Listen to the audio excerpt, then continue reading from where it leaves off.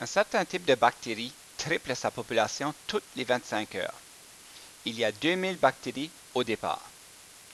Donc ici, lorsqu'on travaille des équations exponentielles, il faut comprendre que toutes les équations exponentielles sont construites de la forme y est égal à une quantité initiale fois un événement qui se passe un certain nombre de fois. Donc, lorsqu'on regarde ici, dans certain type de bactéries, il triple sa population. Donc, ça, c'est l'événement. Ça triple à tous les 25 heures. On a 2000 bactéries au départ. Donc, on peut dire que la quantité finale de bactéries, donc la quantité après un certain temps, va être égale à la quantité initiale. Donc, on a 2000 bactéries au début, fois. Mais qu'est-ce qui se passe à ces bactéries-là? Ils vont tripler. Donc, ils vont tripler. Donc, fois 3. Combien de fois? Bon, s'ils triplent à toutes les 25 heures, puis moi, je vais vérifier combien j'en ai au bout de 100 heures, à ce moment-là, je prendrai le 100 heures et je le diviserai par 25 et je réaliserai qu'il y aurait triplé 4 fois. Donc, l'exposant ici va être le temps pour lequel j'étudie ma situation, divisé par le temps que ça prend pour tripler. Ici, c'est 25 heures. Donc, voilà une équation qui est sous la forme exponentielle qui représente la situation qu'on a ici.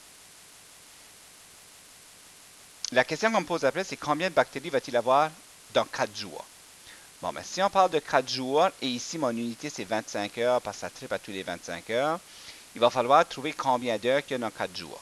Donc 4 fois 24, ça fait 96 heures. Donc en autre mot, je veux savoir combien de bactéries qu'il va y avoir dans 96 heures. Donc je cherche la quantité de bactéries après 96 heures. Donc je commence avec 2000, ça va tripler. Combien de fois? Mais là, il faut que je vérifie. Combien de 25 qu'il y a dans 96? Donc 96 divisé par 25. Et lorsque vous faites ce calcul-là, on arrive à peu près à 135 886 bactéries. Ensuite, combien de bactéries y avait-il 3 jours passés? Donc, si on veut calculer 3 jours passés, on veut reculer. Donc, encore une fois, on a 3 jours, il va falloir avoir des heures. Donc, 3 fois 24, ça fait 72. Donc, on veut chercher 72 heures passées, donc moins 72. Donc, on cherche la quantité moins 72 heures.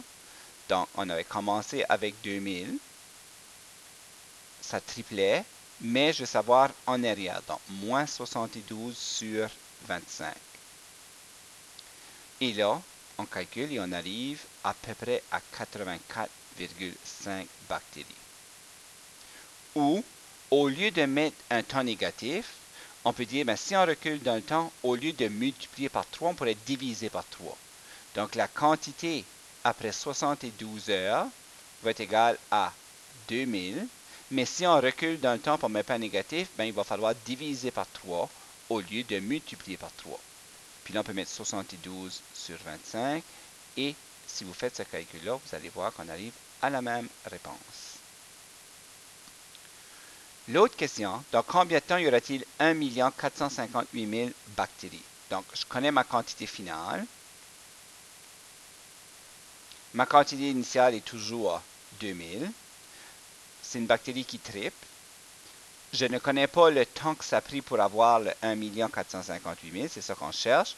Mais il ne faut pas oublier que la bactérie, elle se double encore elle se triple encore à tous les 25 heures. Donc ça ne change pas. Si on divise chaque côté par 2000, on va arriver avec 729, qui est égal à 3 à l'exposant t sur 25. 729, on a vu dans le cours ou dans des exemples précédents que c'était 3 à l'exposant 6. Donc, une fois que je suis rendu là, je peux dire que 6 est égal à t sur 25. Si je multiplie croisé, t va être égal à 150 heures. Ou si on calcule, on peut faire 6,25 jours.